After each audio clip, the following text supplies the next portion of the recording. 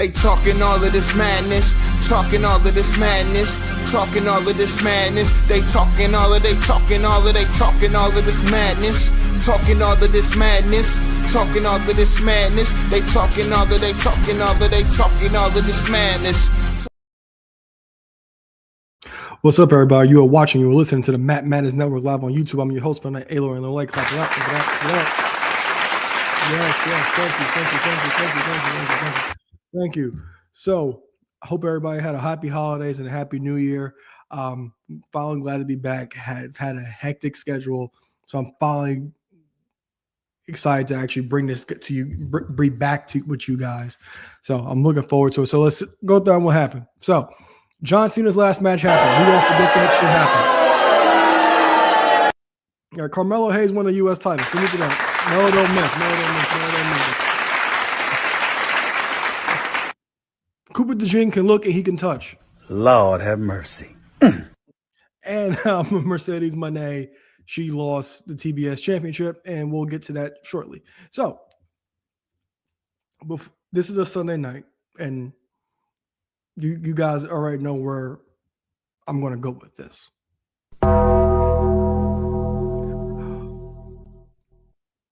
The bell has run on my beloved Philadelphia Eagles, and I just want to say, what the fuck was that?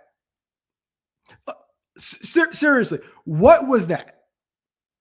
I truly don't understand. What was that? You lost to third stringers. Or like what was that? Like, it's inexcusable. Well, I just watched on my TV 3 hours ago. I'm so mad. It was terrible. It was bad. Like, again, like, no disrespect to AJ Brown. You know, he was right in aspects, but for all that talking he did, and the way you can sit there and say he pretty much got his comeuppance because he did that talking, but as he said, he was not wrong. The offense needed to do things. The offense needed to look better. But the costly drops, the play calling, nigga, God.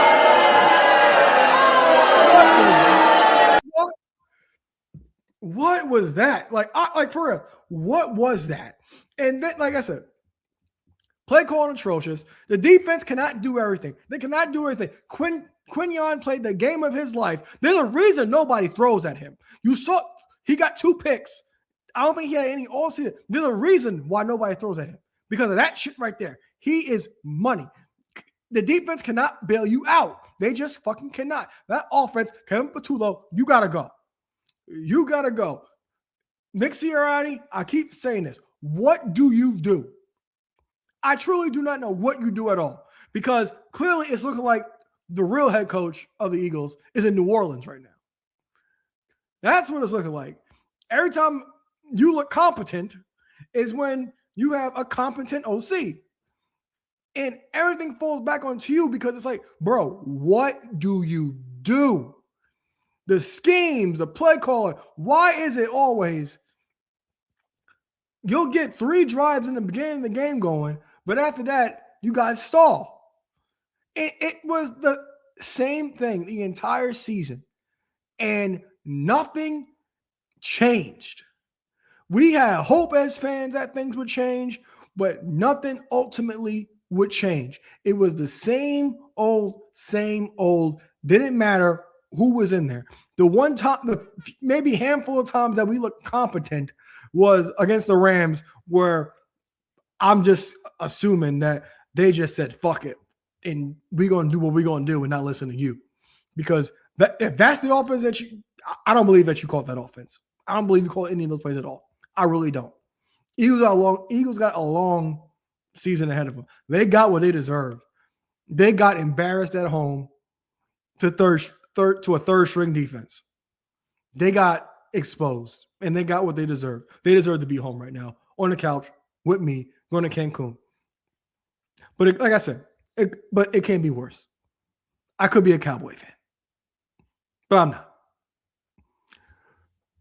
So let's talk about what's happening in the world of wrestling. So over our hiatus, we had Mercedes Moné. She had a rough December, not a great holiday season, because at World's End, when she teamed with Athena, she lost her tag team championship match against Willow Nightingale and Harley Cameron. And the following episode of Dynamite, Mercedes ended up losing her beloved TBS championship to Willow Nightingale.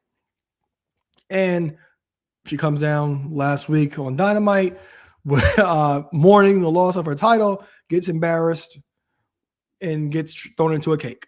And then she cuts a promo on Collision saying that good luck without me, and she's taking a hiatus from AEW for the time being. So this is one thing that me and Ek, we have been talking about almost on a regular basis when it comes to AEW. We kept discussing what Mercedes' downfall would actually look like. And in many cases, AEW, we don't think always handles things the best way, but I think that they handled this in the perfect way. Mercedes, she lost a few of her championships on television. The championships that nobody knew about, that we were really talking about all the time. Like, how is she going to get these titles, and how the titles going to be validated?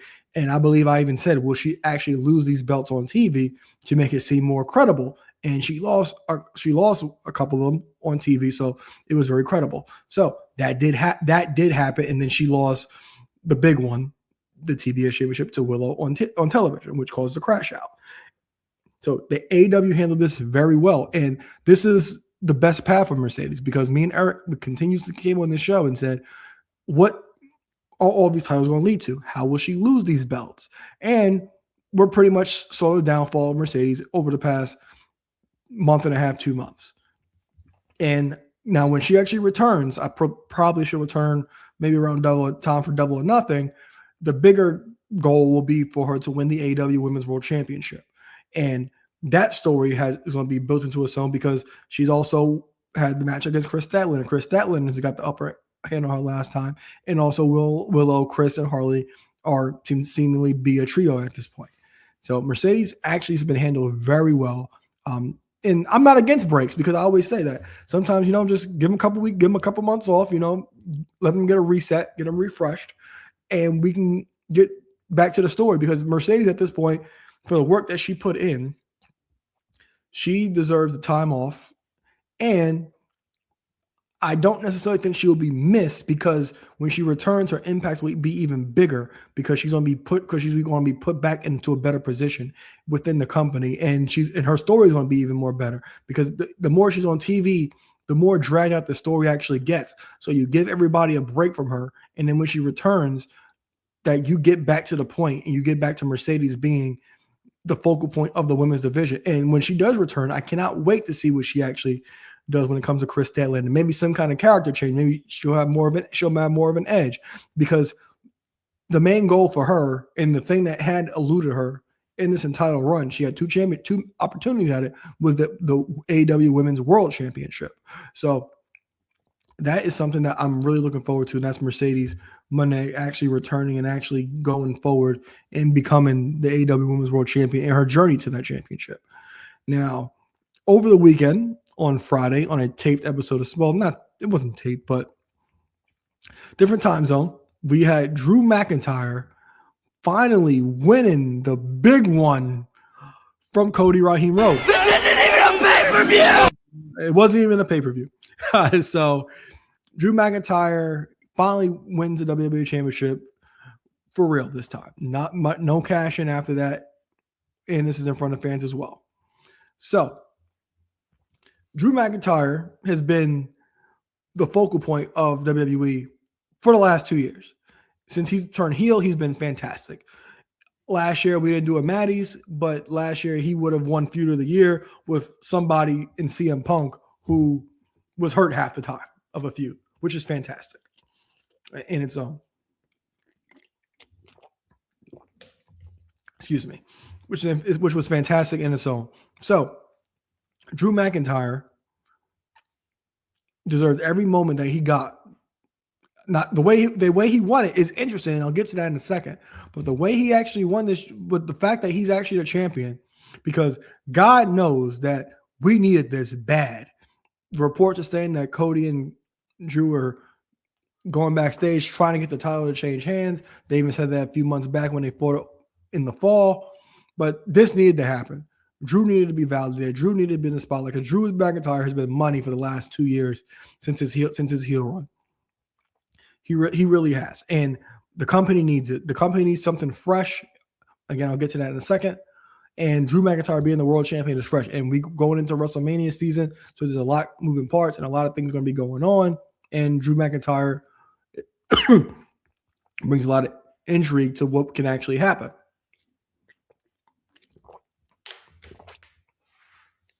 Going into WrestleMania season, we'll see what actually happens with him because there's a lot that can actually happen.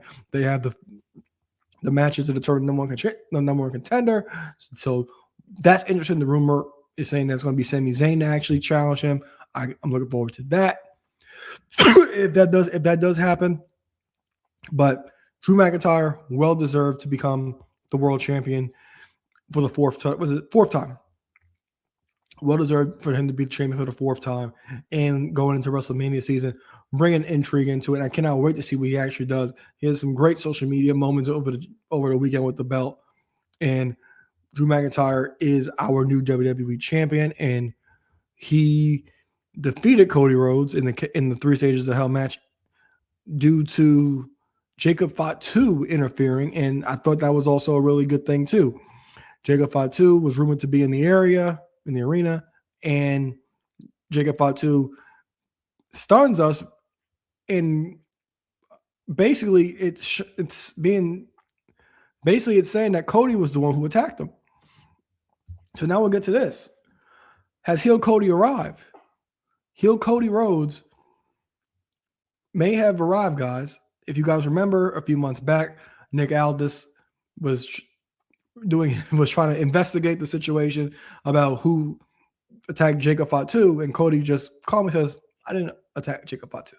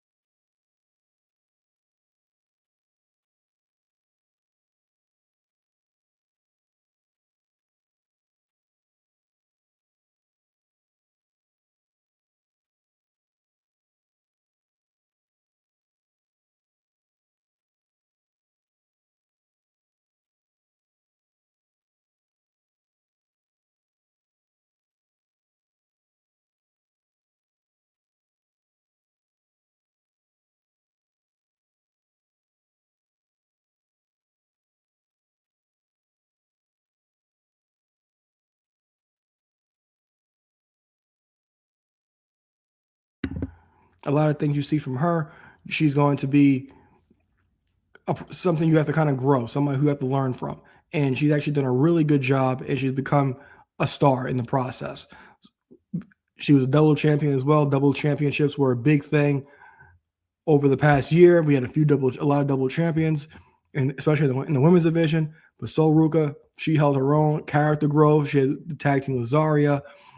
Sol Ruka seems to have the package. Even she had the spotlight on Saturday night's main event. So Sol Ruka, definitely somebody you could actually look forward to having a big year in the future. But she's my number 3 for Breakout Wrestler of the Year. My number 2 is going to be Harley Cameron. Harley Cameron, she was somebody who kind of like bounced around backstage. You saw her in a lot of AEW social media videos, and I believe AEW. But I've said throughout the year, she was big in getting Mercedes Moné over with the fans, and her Mercedes winning the fans back. She started teaming with Mercedes and debuted Minnie Moné, and quickly she was a highlight of the show. Probably one of the most over characters on the show, in Harley Cameron, not Minnie Moné. And anytime she would pop up, she got everybody's attention. And even that storyline pretty much gets closed because in Blood and Guts, she brings Minnie Moné and attacks Mercedes.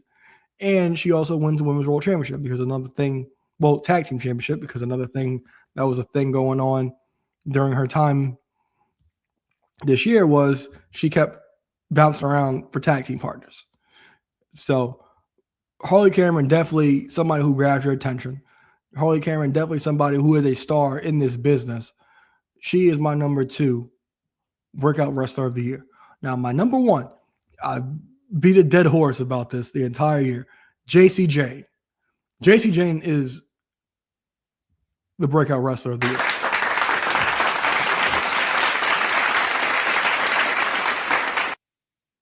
I've said this repeatedly. The second she debuted in Toxic Attraction became a thing, I was like, who is that?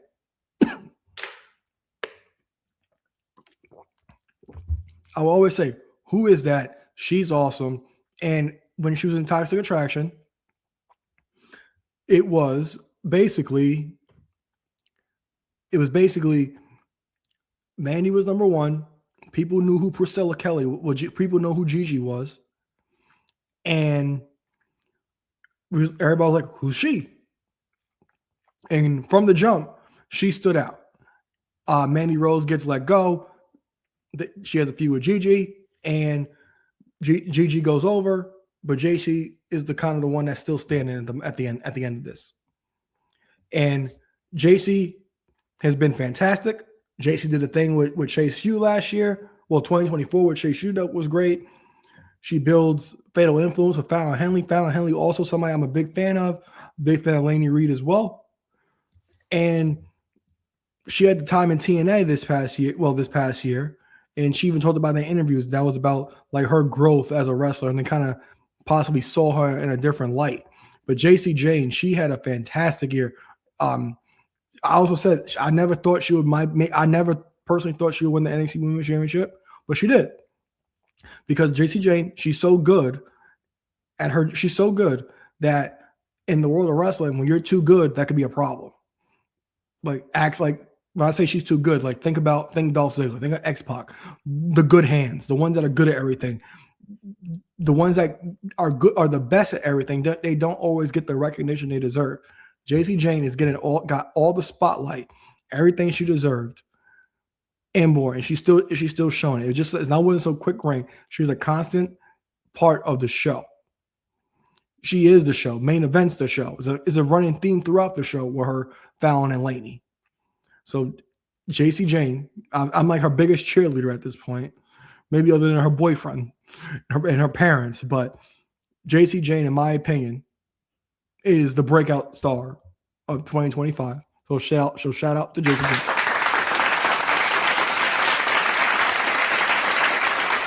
All right, next up, we are going to go with, what's this one right here? We're going to go with Feud of the Year. So a few of the other nominees are Mox and Hangman, John Cena and Cody Rhodes, Hurt Syndicate and MJF, Cody and Seth, Naomi, Bianca, and Jay. So my number 5, I'm gonna go with John Cena and Cody Rhodes. That's my number 5. John Cena and Cody Rhodes. It had promise. And if you ended up watching John Cena and Cody Rhodes podcast, I can't play because it's heavily copyrighted. But in that interview, you would actually see that John Cena's like, all right, we're going to do this. But the next day, he's like, all right, we don't have The Rock. We don't have Travis Scott. Now what? So this was pretty much doomed from the beginning. And they suffered from what WWE did themselves, what creative did. It killed this feud. Now I said they had the match at SummerSlam, and I talked about that all the time. I said, what kind of superhero shit was that? But the feud was not good. It wasn't at all. Next, I'm gonna go with FTR and the Hurt Syndicate. I don't have a lot to say about that. Mox and Hangman, I thought it was really good. I am all for a redemption story. Somebody who does wrong, I'm a sucker for it. Somebody who does a bunch of wrong and is on the path of trying to reclaim himself and show that he's changed. I'm a big fan of that. That's just me personally. I'm a sucker for that stuff. So that's my number 3. Number 1, I'm gonna go with number 2, I'm gonna go with CM Punk and Seth Rollins. I said at the top of the show that a lot of the feuds they had not been the greatest. They're just basically feuds that were carried over from the prior year. But this one worked very well. The WrestleMania match, fantastic. The heel turn with Paul Heyman, fantastic. I believe I talked about it on the show. Me and Eric did, but we didn't think that would actually happen with Paulie aligning with Seth. And that's what actually did happen. But the whole caveat of Seth winning Money in the Bank, faking the injury, and cashing in at SummerSlam with that forever shot that will last forever of Seth throwing down the crutches, will forever live rent free, always be a meme, was worth making this number 2. And we also got the return of AJ Lee out of this as well. Now Seth getting hurt, it changed a lot of the plans with things, but this feud held its own. Even though it was a carryover, it still did what it had to do in 2025 to become the second feud of the year for 2025. Number 1, in my opinion, I'm going with Bianca, Naomi, and Jade. Jade was attacked at the end of 2024. At Chamber, it was revealed to be Naomi. Bianca's performance in that match, fantastic. Her acting, her reaction to Jay destroying Naomi in the Chamber was great. It was great. And the fact that she won the match, her acting was great because she had to compartmentalize and put her feelings to the side to go out and win this match. So I did love that aspect of it. And also, now there was some Tubi level acting, but I thought that the confrontation between the two were great. Between Naomi and Bianca, that is. I thought the interaction was great, even leading up to WrestleMania when Naomi fought Jade. I thought it was great. Naomi said she went to Bianca's house, etc. I thought it was great. And then you get the carryover into Evolution. Jade and Naomi, they had a great match at Evolution. Bianca was revealed to be the special referee the week prior, or the night prior, I believe. It was the night prior at Saturday Night's Main Event to add another twist to it. And then also, they're going to go back to this because Bianca was so distraught in that match. Jade wins. She raises her hand and walks out. Says nothing. Adds so much to this story and so much layers because I still believe that Bianca versus Jade will be a WrestleMania match for the Women's Championship. And also, Naomi's not. I'm not sure how far Naomi is or how long she'll be out from birth, but this is something that you always have in your back pocket. So that will give Naomi, Bianca, and Jade the rivalry of 2025. All right. Next up, we're going to go with what I got here. I'm going to go with Show of the Year. All right. So for Show of the Year, nominees are WrestleMania, Elimination Chamber, Double or Nothing, All in Texas, and Evolution. So I'm going to go with number 5. My number 5 is going to be All In. AEW pay-per-views are long for absolutely, positively no reason at all. So I'm going number 5. We had the great Mercedes versus Tony match, and we had the Hangman feud. We also had the swerve feud.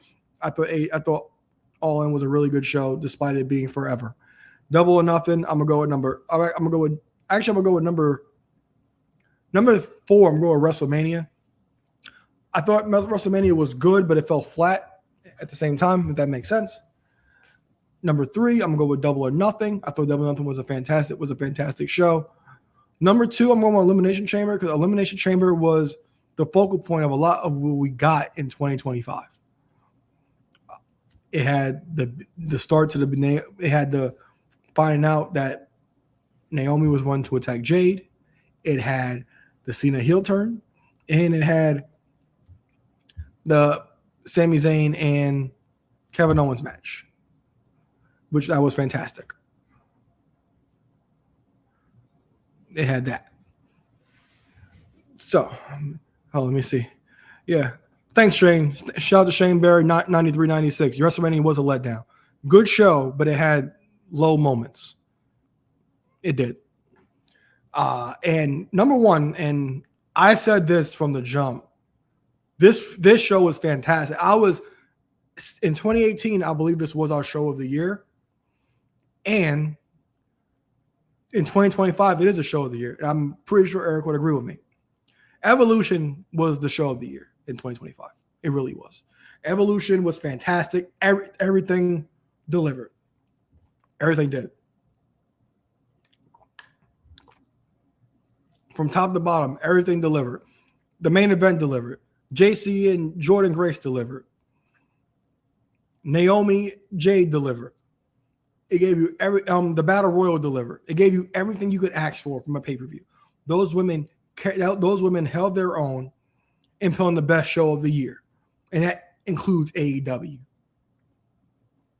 It does. Evolution needs to be a thing for yearly. They need their own spotlight every year for their own show. They got more than enough to do it. I personally think they need their own TV show. I personally think they need their own weekly show. But Evolution was fantastic.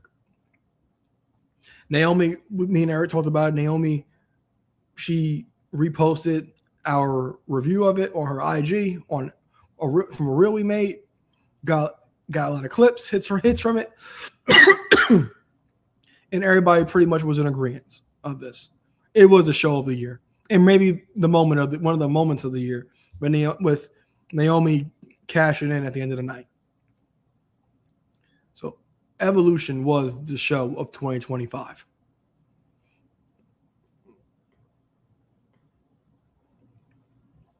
All right. Let's see where we at now, guys. All right. We got 4 more to go. So I'm going to go with Women's Match of the Year.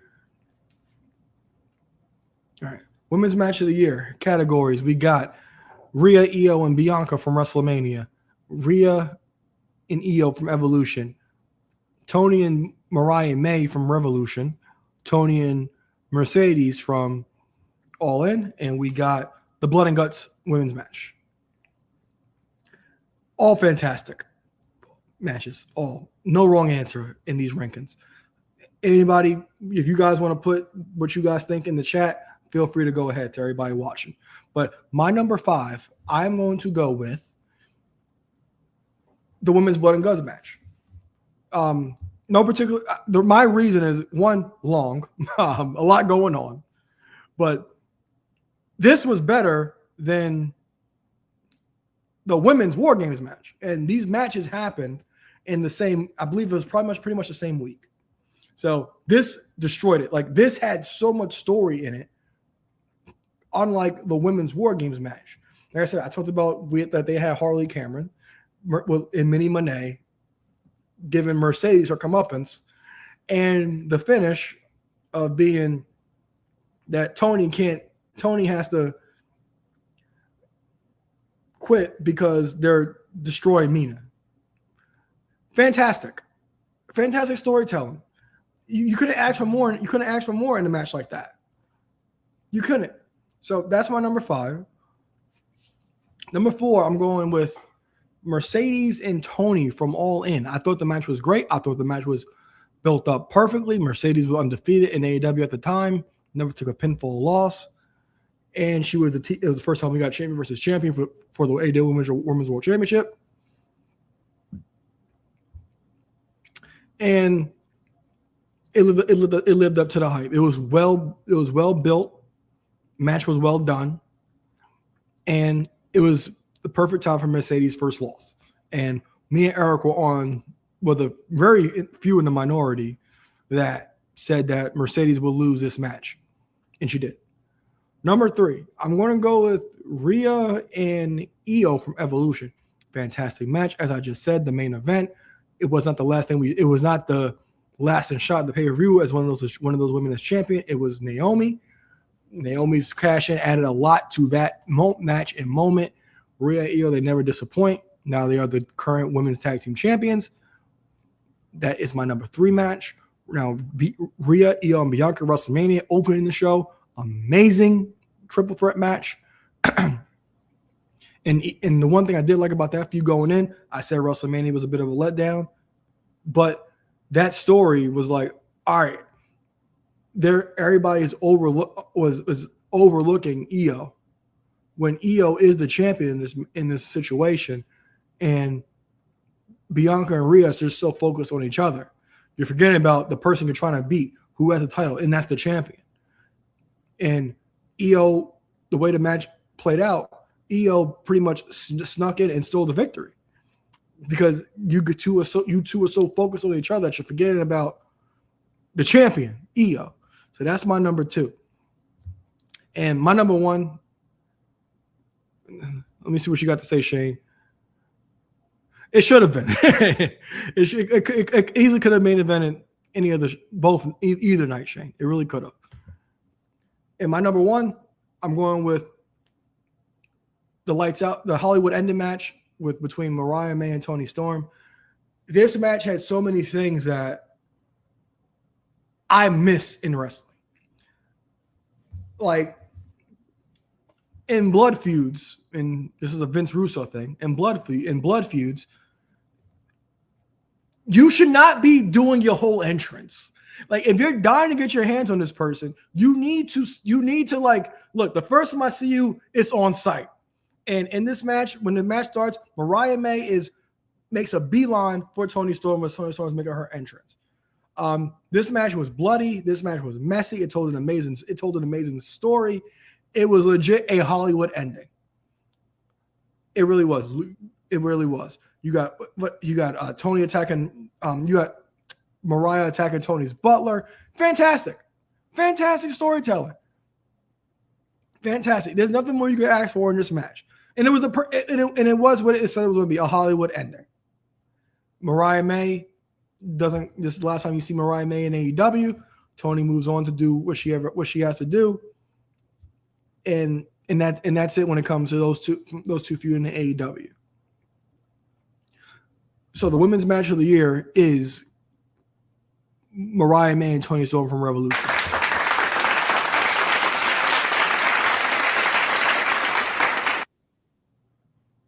All right. Now let's go to match of the year, guys. All right. Match of the year. We got Sami Zayn and Kevin Owens at Elimination Chamber. Cody and Kevin at the Royal Rumble in the ladder match. Rhea, Io, and Bianca from WrestleMania. The triple threat, Seth, Roman, and Punk And we got, again, Mariah May and Toni Storm from Revolution. So my number 5, I'm going to go with the ladder match between Kevin Owens and Cody Rhodes. Excellent match. As I said, these are the top 5. There's nothing wrong with any of these picks. Leave your match of the year in the chat. Cody and Kevin, they had an excellent ladder match. Kevin Owens was putting on barn burners. He was cooking at the beginning of 2025. He really was. Because even the match at Saturday Night's Main Event with Cody was great. Kevin Owens was on a heater at the beginning of 2020, in the beginning of 2025 before the injuries. He was. So that's my number 5. Cody and Kevin at the Royal Rumble. He follows it up. I would go with, actually, I'm not going to do that. I'm going to go with Rhea, Io, and Bianca as my number 4. As I stated before, how the importance of it. And number 3, I'm going with Sami Zayn and Kevin Owens from Elimination Chamber. Sami, Kevin at the Elimination Chamber. It's amazing that 11 years later, this was supposed to be over. Me and Eric were at Battleground 2016 when they said this was the end. And 11 years later, this is still going on. And it's still great every time. Michael Cole on commentary was fantastic. Commentary sold this match for everybody. If you have to go back and watch it, I highly suggest everybody watch it. Commentary was the main selling point of this match. They really were. Michael Cole say, "Oh my God, Sami Zayn might be dead." Fantastic. And the lengths Kevin Owens would go to destroy Sami Zayn were great. It was great. Sami Zayn not giving up. Sami Zayn throwing everything he had at Kevin Owens. Kevin Owens going into that dark place he goes. Fantastic. You can't ask for anything more in a Kevin Owens Sami Zayn match. You really can't. You just can't. And 11 years later, we're still getting it. And we're still getting it 11 years later, and it's still fantastic. And you can always go back to it. You can always go back to it. So that's my number 3. My number 2, I'm torn, guys. I'm torn. Because Shane, he has hands down Punk, Roman, and Seth as his match of the year. I am torn right now. And I think I'm going to go with, you know what? I think I'm going to go with number 2. I'm going to go with Mariah and Toni as number 2. I just hit on this match as well. This was the women's match of the year. I'm gonna go with this as my number 2 for overall match of the year.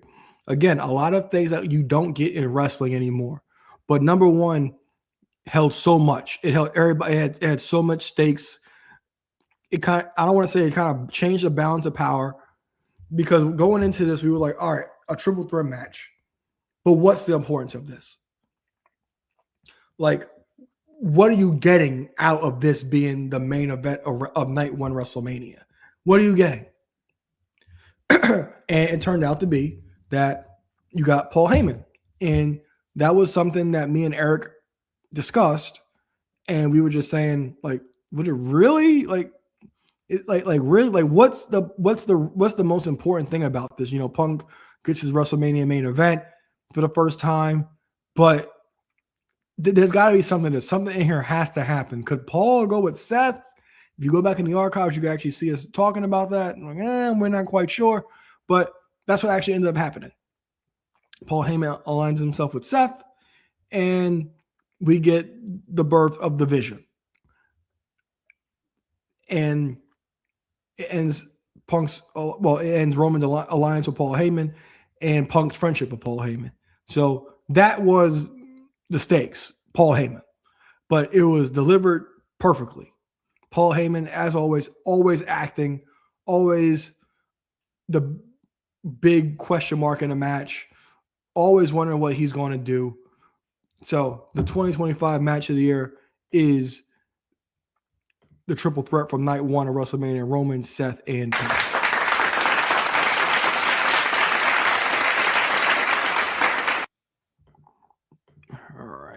So we're down to the wire, guys. Thank you for staying with us. Also, thumbs up, turn your post notifications, and leave some comments. Anything for the algorithm, guys. All right, so women's wrestler of the year. We got Mercedes Moné, Toni Storm, JC Jane, Naomi, and Stephanie Vaquer. As like I've been saying through our entire show, you have me drop them in the comments. Drop your winner in the comments, guys. So I will start here. I'm going to go with Stephanie Vaquer at number 5. Stephanie Vaquer. I said this earlier in the stream about her being one of the breakout wrestlers of the year. Got everything you can get in a year: double champion, world champion, and crown jewel champion. But as far as bringing anything else other than aura, she hasn't done that, in my opinion. Vince Russo does crack me up when he says she doesn't even speak English, bro. Like it's fantastic. Number 4, I'm gonna go with, shockingly, guys. Number 4, I'm gonna go with Toni Storm. The reason being I'm going with Toni Storm at number 4 is because I said this about Mariah May last year. We didn't do it May last year, but if you go back in the archives, you probably find some things that we talked about Mariah May during her reign as champion. When it didn't involve Mariah May, when Toni Storm was done with Mariah May, until she got to Mercedes, nothing happened. So she got after the Mercedes feud happened, before the Mercedes feud happened, nothing happened. And then she loses the title to Chris Statlander. A lot of us didn't expect Chris Statlander to win the championship, but that's what actually did happen. And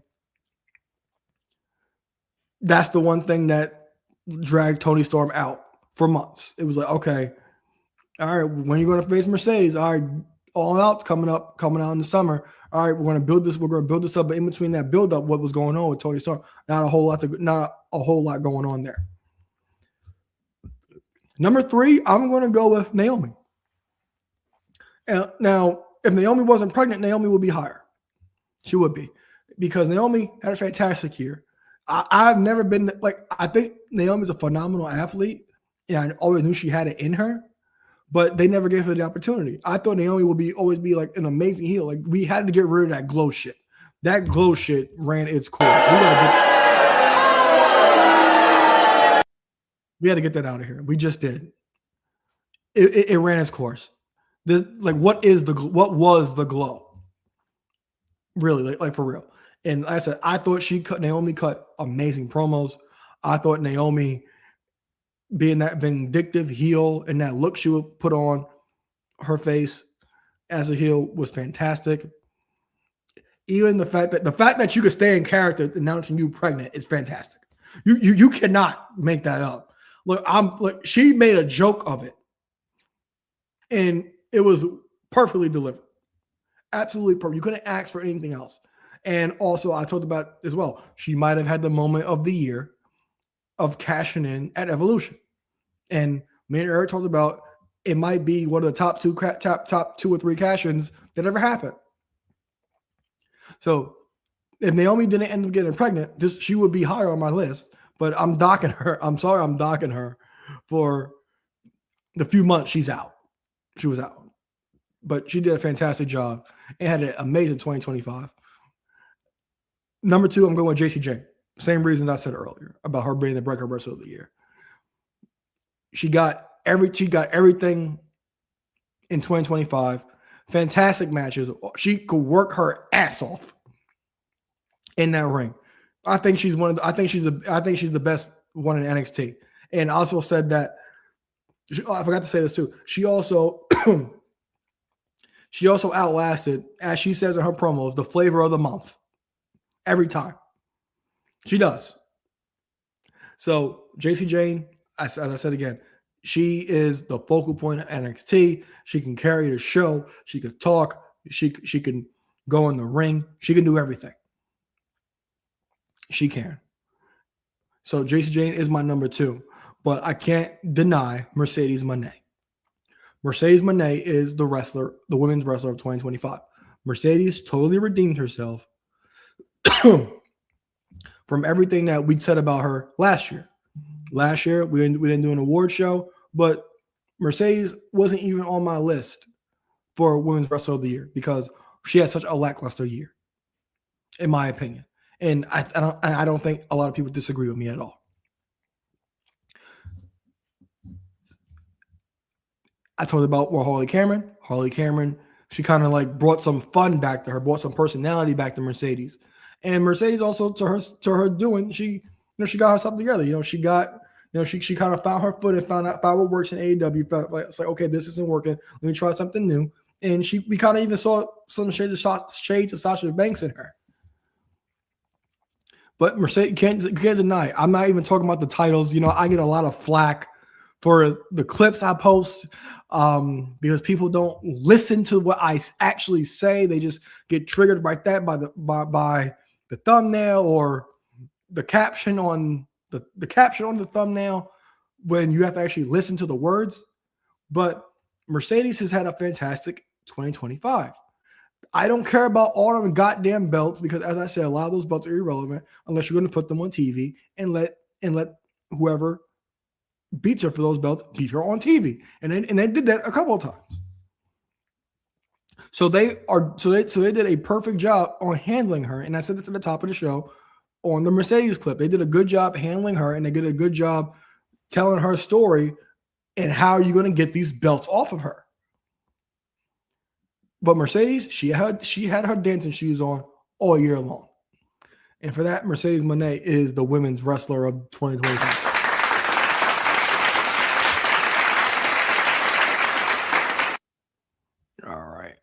All right, guys. Last category, we have men's wrestler of the year. We have Gunther, Cody Raheem Rhodes, CM Punk, Seth Rollins, and Adam Hangman Page. So, number 5, I'm going to go with Seth Rollins. Actually, no. I'm going to go with Hangman Page.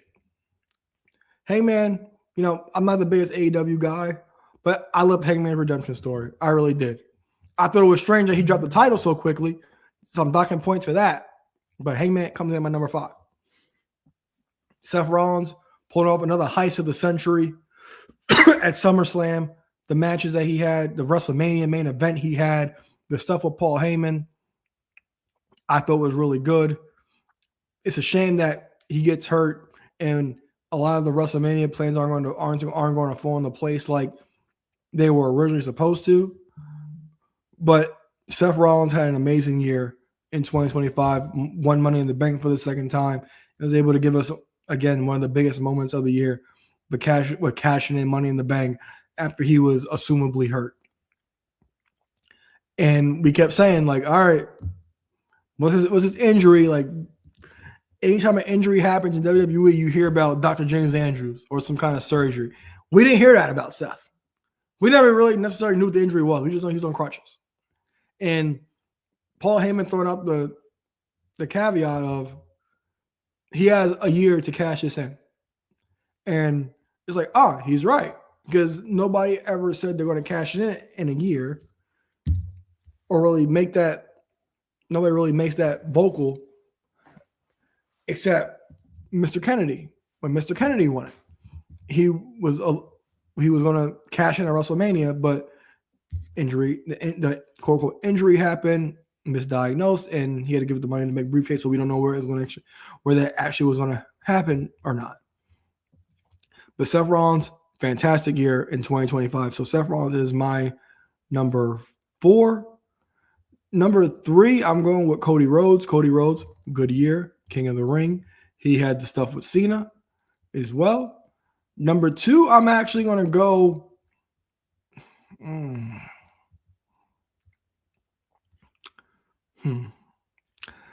Number 2, I'm going to go with CM Punk. CM Punk, great 2025. Can't take nothing away from him. The match with the WrestleMania main event was great. The small feud with Cena was good for what it was. Not much to go off of.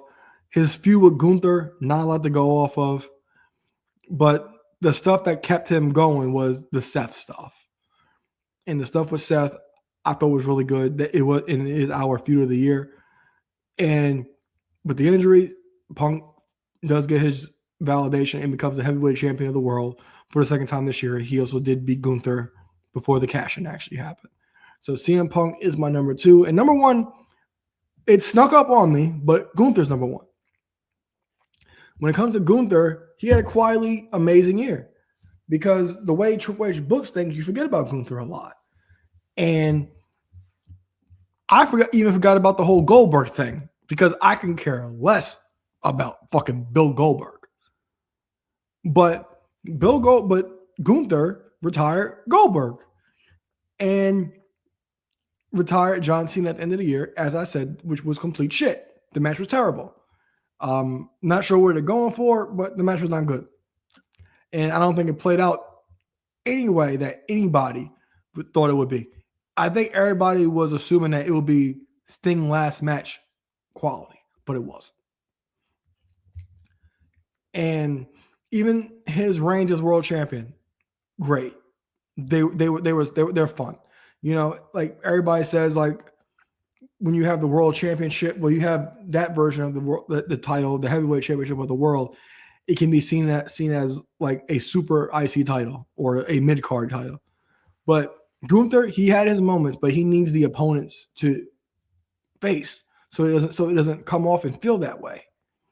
And in 2026, I think he's being prime position because like the heel he gets now is fantastic. You know, since he tapped out John Cena, the heel he gets is great. And I think that early prediction I have, like he might win the Royal Rumble match because all this heat he's getting, he's easily becoming the biggest heel in the company. And when you're the biggest heel, what do you get? A push and the biggest reaction. And the crowd wants to see you lose. And Gunther is somebody that everybody is loving to hate and seems to be in the position to become the next biggest heel in the company. So Gunther is the 2025 Wrestler of the Year.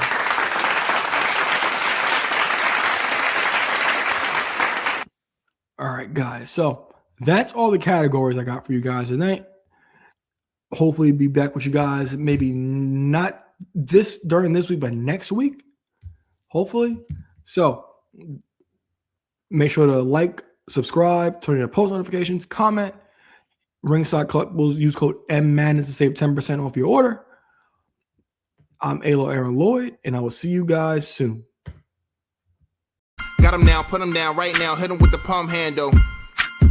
Tuning up the band, y'all don't understand. Fist of Superman, it's a SummerSlam. Here we go again. Fans marking man, I hate my balls. Shut the Vince McMahon, it ain't safe to land off the cell. Fans love it, ain't hard to tell. Talking madness, awesome. Well, what I'm cooking, man, y'all off the smell.